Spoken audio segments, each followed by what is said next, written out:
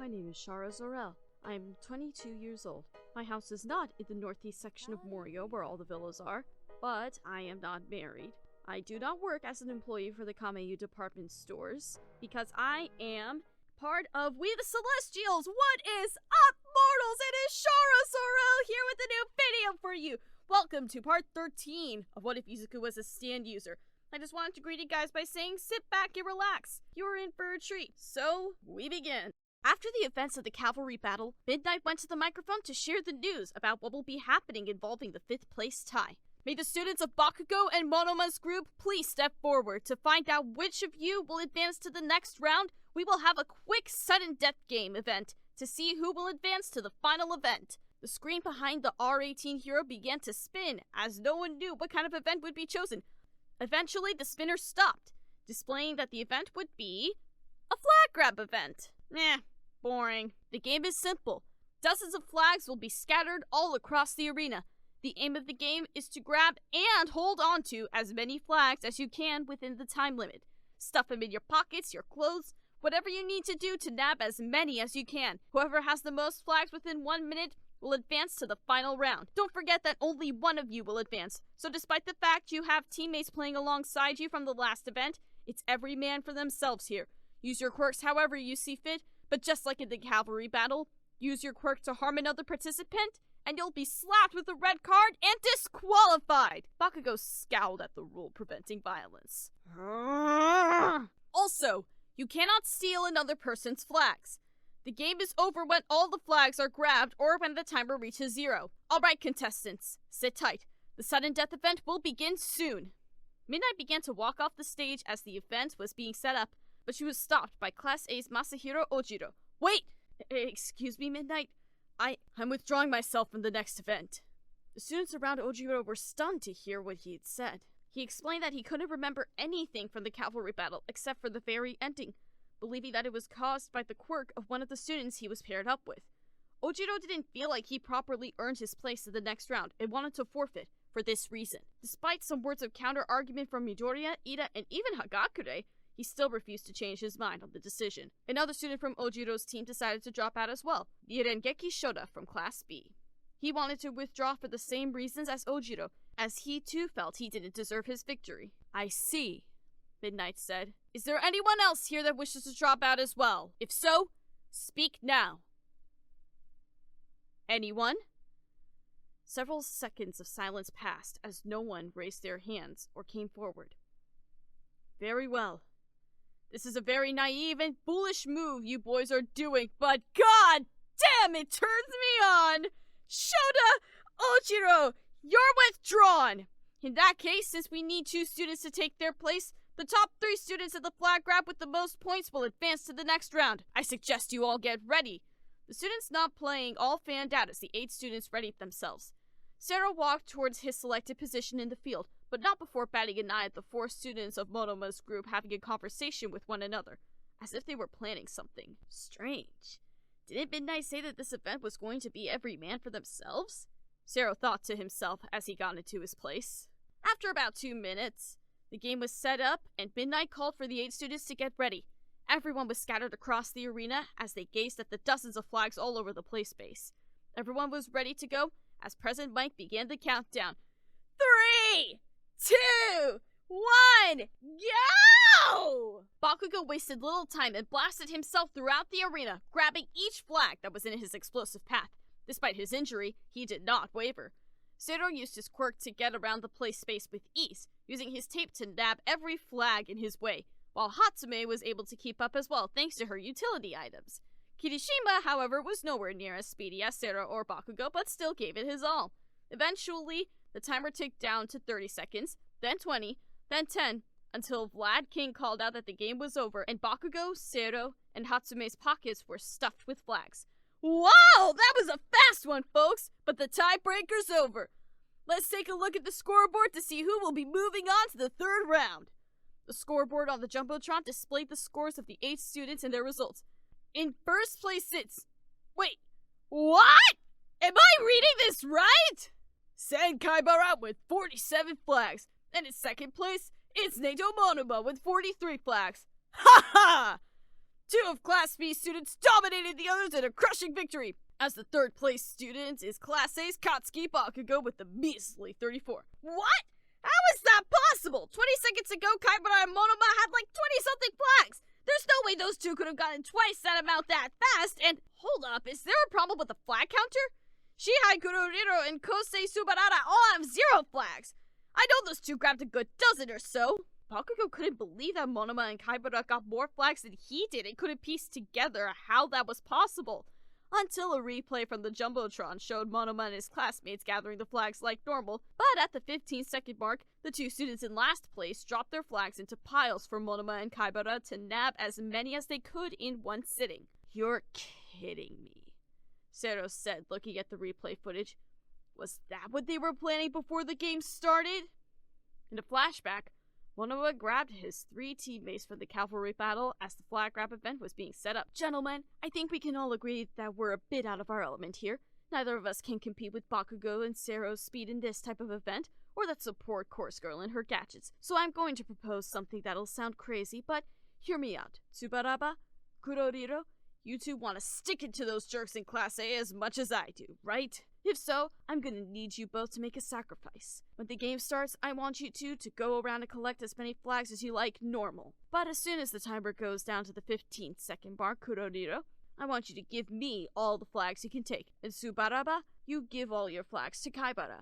If you guys do that, we should both advance to the next round. The boys were confused by Monoma's proposition, with Tsubaraba asking why he and Shihai had to make the sacrifice, and why not him or Kaibara. Think about this logically. The third event for every UA Sports Festival has always been a 16-player combat-based tournament. Of all the quirks in our group, me and Kaibara have the powers that should give us the best chance of taking on and beating those Class A types in a one-on-one fight. Tsubaraba, your quirk's good at defending and keeping people at bay, but it isn't strong for offensive combat. Kuroriro, your quirk works best in dark environments with lots of places to hide in. In a flat space with no shadows to hide in, how do you think you'll fare against an opponent like that Todoroki guy? Kosei and Shihai looked at each other as they began to understand the words of their group leader. Me and Sen will put those Class A folks in their place, but we need you both to take one for the team. What do you say? Seriously? They purposely threw the game and gave their flags to their classmates? That can't be allowed! I thought Midnight said you couldn't take other people's flags! Hatsume remarked. Actually, if I remember correctly, she said that you couldn't steal another person's flags like a thief of the night. She didn't say anything about willingly giving flags to other players. Kuroriro clarified with a cynical smirk on his face. Midnight, being the umpire of the games, thought for a few seconds on whether or not the actions of the 2 last-place students was fair game, eventually ruling that they did not technically break the rules, meaning Bakugo, Monoma, and Kaibara would advance to the next round, leaving Sero and Hatsume disappointed by the outcome, with Hatsume secretly fuming at the results, knowing she couldn't further show off her support tech to the companies watching the games. Especially since she spent the last 2 days planning a presentation for each of her babies. What followed was an hour-long break before the next event. The students used the time to grab lunch at the cafeteria. However, one student had other plans. Bakugo made his way to Recovery Girl's office, hoping she would help the team with the increasing pain in his ribs. Instead, she... Wow. What did I tell you, young man? Recovery Girl yelled as she gave him a disciplinary smack to the back of his head with her walking stick. Ow! Hey! What the hell was that for, you old hag? I was very crystal clear with you, young man. I warned you that if you pushed yourself too hard during these games, your pain would get much worse. Look at you. You can barely stand up straight, for Pete's sake. I know what you said. Damn it, that Class B metalhead hit me in the damn ribs. I think he re-injured them. I just need you to check on me and see how bad it is. Can you do that without smacking me in the freaking head? Recovery Girl looked at Bakugo in silence for a few seconds. She knew that she couldn't fully heal the boy, but he was barely standing. She had to see how serious the predicament was and what the best course of action would be. She told him to slowly sit on the bed and take his shirt off as she grabbed a stethoscope. Okay. Your ribs are looking a bit deformed here. Also, what's with the tape? This guy in my class put that there during the cavalry battle to help with the pain. I think he knows medical stuff with broken bones and tape or whatever. I see. Well, as nice as that was, it looks like he just randomly put it on you without thinking how to properly apply it. Okay. Are you having any difficulties breathing? No. Are you coughing blood? Or have a persistent cough? Nope. Okay, that's good. So nothing severe like last time. Recovery Girl then took a stethoscope and placed it on Bakugo's back and told him to breathe in and out. She then moved the stethoscope to another area of his chest as he breathed in and out again. She then put the stethoscope near his injured ribs as he screamed out in pain and banged his fist on the metal frame of the bed. Ah! Damn it, woman! That freaking hurts! Watch your voice, boy! I got a stethoscope in my ears! The nurse replied that Bakugo's injury was too much for the boy to compete. She had no choice but to inform Midnight about Bakugo's predicament and have him withdrawn from the tournament. Like hell you're kicking me out of the tournament! Bakugo yelled as he got up from the bed and yelled in pain as he tweaked his ribs again. God! God! Ugh! Ugh! I'm sorry, Bakugo, but your pain is getting worse. If you keep at it like this, you'll end up in the hospital again. In fact, I think that's the best thing for your situation right now. I don't need a damn hospital! I need to get out there and win! Just give me some painkillers or just use that healing quirk you got!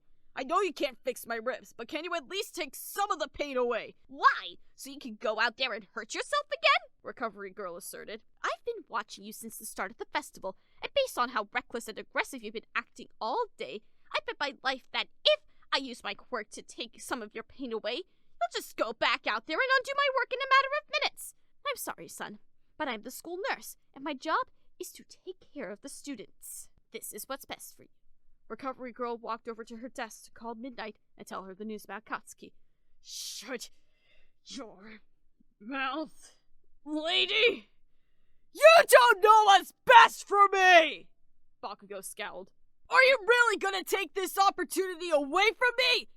After everything I've done to get this far! What if I was a pro hero that needed a touch-up to take down some villain that was rampaging across the city? Would you tell the hero not to go out there because his ribs were messed up? Hell, what if I was All Might?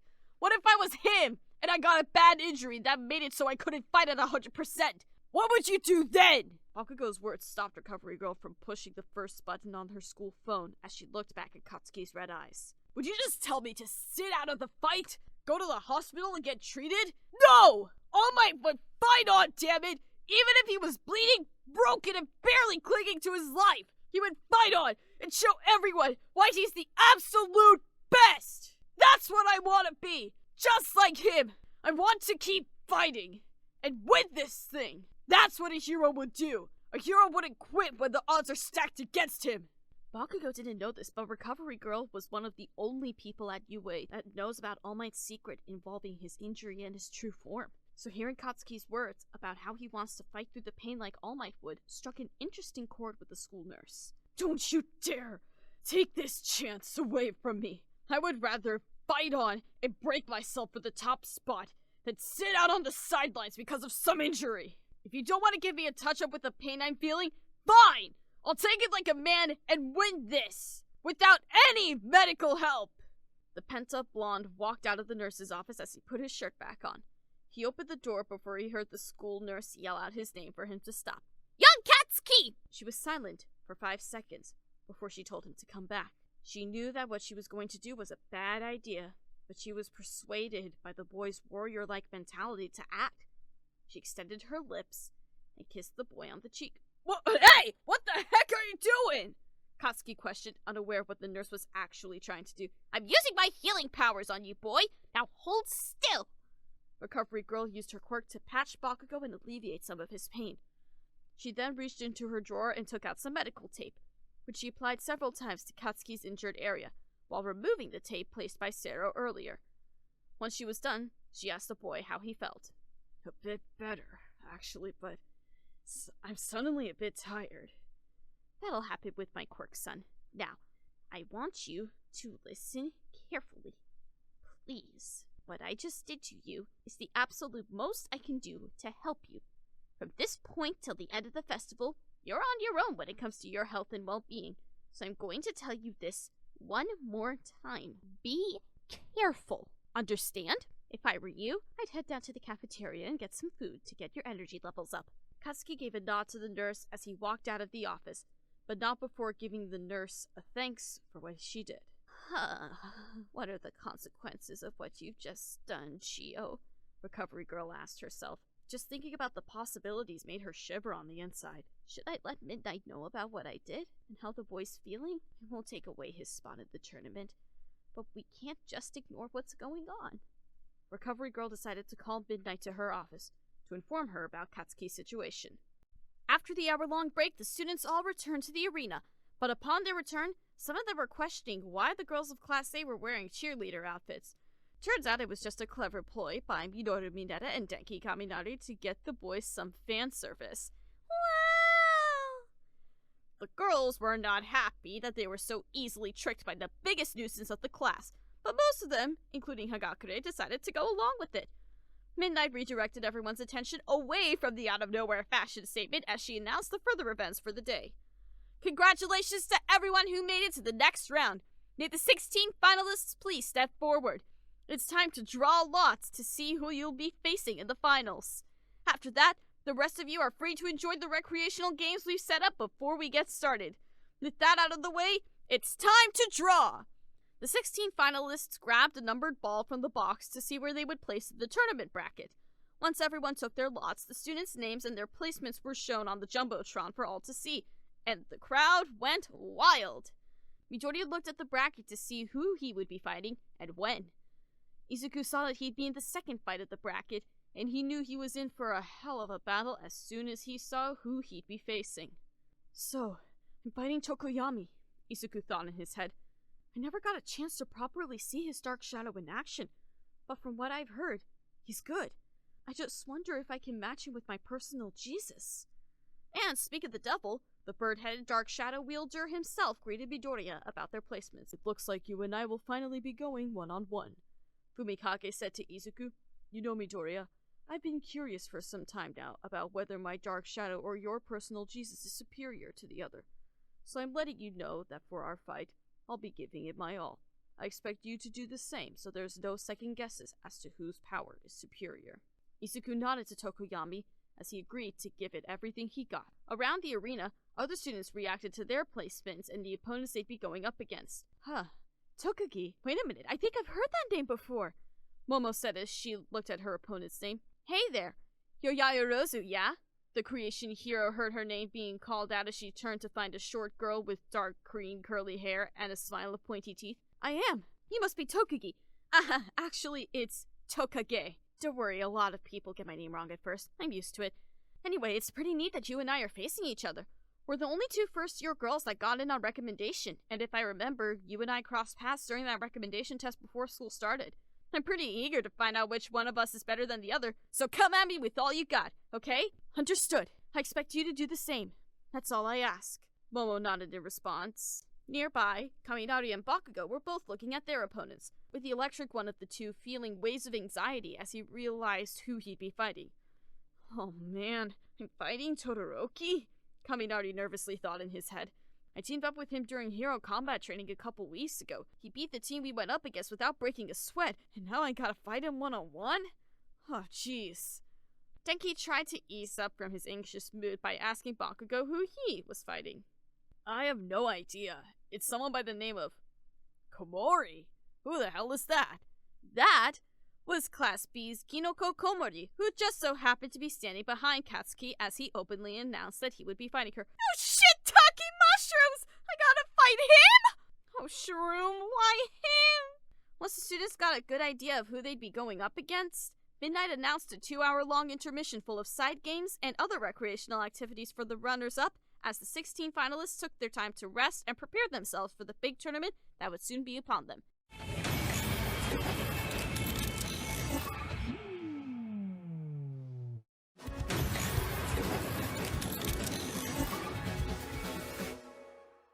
Seventos signaled to Vlad King and President Mike that he had finished preparing the arena for the third event. Alright, sports fans, it's time for the 16-person combat tournament! Who's ready for some action? Can you feel the excitement? President Mike yelled, hyping up the crowd with his natural charisma. Midoriya and Tokoyami were in separate waiting rooms, readying themselves for their match while the first fighters of the match were approaching the stage. It was Class B's Itsuka Kendo and General Studies Hitoshi Shinzo. Alright everybody, the rules are simple. Immobilize your opponent, make him cry uncle, or knock him out of bounds to win. Also, don't be afraid to hold back. Our incredible recovery girl is on standby to fix up any injuries you may get during the event. So don't be afraid to play dirty out here. But no life-threatening stuff, aye? Heroes throw bad guys in jail, not kill him. Ya dig? Kendo cracked her knuckles and hyped herself up for the fight. As she was pumping herself up, she remembered a quick talk she had about an hour ago with her classmates and fellow rep Nigareki Shota, who dropped out of the finals alongside Ojiro. So this Shinzo guy in fighting has a mind control quirk? Kendo asked. According to Ojiro, yes, Shota responded. However, he didn't tell me exactly how his quirk works. I remember Shinzo coming up to me, asking me if I wanted to be on his team, and then he put his hand on my shoulder. That's all I remember before I fell victim to his quirk. I think his power works through touch, but I'm not certain. If that's the case, you need to beat this guy quickly without him getting close to you. One mess up, and he will defeat you. So I can't let him touch me, eh? Kendo thought to herself as the flashback ended. Okay, I think I can work with that. Just gotta find an opening and take him down. I could try smashing some concrete on the ground and throw it at him. Kendo enlarged her fists, ready to fight as Vlad King said through the commentary booth. May the first match of the finals begin! Tear this guy apart, Kendo! Dude! How many times do I gotta tell you to lay off the biased commentary? President Mike yelled. Shinzo looked up at the booth where the two hero commentators were and sighed before directing his attention to his opponent. Does that teacher of yours always act like that? Or is this just a special day for him? Kendo didn't respond to the boy's words and kept her distance as she looked for an opening to attack, causing Shinzo to tighten his fists in frustration. Whatever the case, I can see why everyone says Hero Course A is better than Course B. Class A may be full of egotistical asswipes, but at least they have guts of steel to back up their egos. Can't say the same about those in your class, especially that short fat kid who decided to be an idiot and throw away his chance at being in the finals. Kendo showed visible signs of offense on her face at Hitoshi's words. He said he withdrew from the finals because he didn't feel like he earned it. Like he was trying to protect his pride or something. Well, you know what? I think that kid was full of shit. He was just a fat, out-of-shape wimp that didn't have the balls to hang out with the big boys. So he tucked his tail between his legs and ran off like a coward. Shinzo's words triggered Kendo to the point where she charged at him with her fist winded back for a punch. Who the hell do you think you are? Kendo's eyes changed to a white pigmentation as she froze up in the middle of the field, with her hand returning to its normal size. With a smirk, Hitoshi answered, I'm the winner. The students of Class B got up from their seats as they were confused at what was happening. One of their class's best hand-to-hand combat fighters was standing still in the middle of the arena, motionless. Kendo! What are you doing? Kick his butt, girl! Come on! Setsuna yelled from the stands. Their orange-haired classmate didn't do anything, as she was as still as a statue. Guys, what's going on with Kendo? Is she okay? This isn't like her, Reiko said with worry in her voice. Wait, no, that's what it is! Dang it! I can't believe I didn't see it earlier! I'm such an idiot! Shota finally pieced together Shinzo's quirk. It's speech! His quirk works if you say something to him, not if he touches you! The students of Class B knew their class rep was in trouble. Hold the phone, folks! What's the dealio? This is supposed to be the first fight of the day. It should start with a bang, but Kendo's not moving a muscle! President Mike commented. I know my students well. Kendo should be bringing the pain right now. Flat King paled. This isn't like her. This has to be a quirk at work. Hitoshi slowly walked towards his vulnerable opponent. I gotta say, you had me worried for a sec. I thought you figured out my quirk and made every precaution needed to make sure you wouldn't trigger it, but I guess I was one step ahead of you.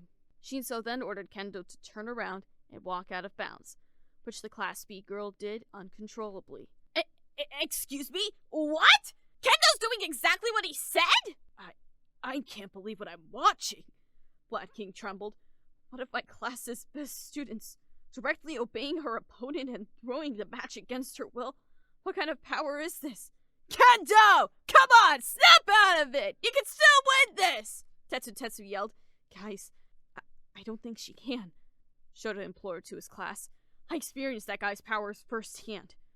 When he used his quirk on me, I didn't even know what happened until the cavalry battle ended. I don't think she can get out of this! Kendo kept walking uncontrollably towards the boundary line until she took 2 steps out of bounds. Shinzo smiled as he yelled for Kendo to flick herself in the face. When she did, his quirk wore off as she went back to her normal self. She looked around, trying to piece together what happened as Midnight announced that Kendo was out of bounds and that Shinso had advanced to the next round. Wait, I lost? Kendo asked out loud. She looked down at her feet outside the boundary line as she realized she fell for Shinso's trick. In her mind, a roller coaster of emotions started happening. This was her chance to show the world what she could do. But she never expected her first fight to end in such an unexpected and anticlimactic way. In her mind, she wanted to beg Midnight for a rematch as she felt she was screwed over, but knew that would make her look more bad than she did right now. Normally, Kendo was a good sport. If she lost her fights, she would learn from the loss, shake her opponent's hand, and move on in good spirits. But this was different. The girl didn't know what to do, and eventually covered her face with her palms and walked out of the arena trying her best to fight back tears. Setsuna, Komori, and Yanagi left their seats to find and console Kendo from her loss, while Shinso shrugged off his actions and left the arena. Ojiro, who saw the fight, knew he had to warn Midoriya or Tokoyami about Shinso, otherwise they would lose, just like Kendo did. Meanwhile, Midoriya was in the waiting room, going over a combat strategy with his stand, when suddenly one of the event staff opened the door, notifying the team that he was being called to the arena. Izuku nodded as Act 2 phased back into his body, and he followed the intern. On his way, he could hear the faint sounds of someone crying around the hallway. Izuku stopped for a second and peeked around the corner as he saw Kendo crying into the shoulders of Reiko Yanagi with her friends by her side. The event staffer looked back and saw Midoriya as she walked back to see what had the boy's attention, also gazing to the sight of the crying Class B student. Oh, yeah, she got hit by her opponent's quirk and lost the fight shortly after. Poor girl's not taking her loss well, the staff member explained. While Izuku was curious about who Kendo's opponent was, as he could end up fighting him in the next round, he couldn't worry about that now. He had to set his sights on his highly anticipated fight with Tokoyami. Will Izuku and his stand prevail against Fumikage and his Dark Shadow? And who will be the 8 students who will move on to the quarterfinals? These questions will be answered in the next action-packed episode of What If Izuku Was a Stand User? Thank you all for sticking around, and I hope that you enjoyed. Before you leave, we would just like to let you know that We the Celestials has many other channels for your entertainment and viewing purposes, including meme channels, which I do the selection for, and an abridged channel, who I voice Mina for. All the information you'll need is right below here in the description, so feel free to check out all the other incredible projects our team creates. Secondly, on behalf of We the Celestials, I'd like to thank everyone involved in the production of today's awesome content. Their details will be in the description below. That's all for today's video, so goodbye and have a divine day.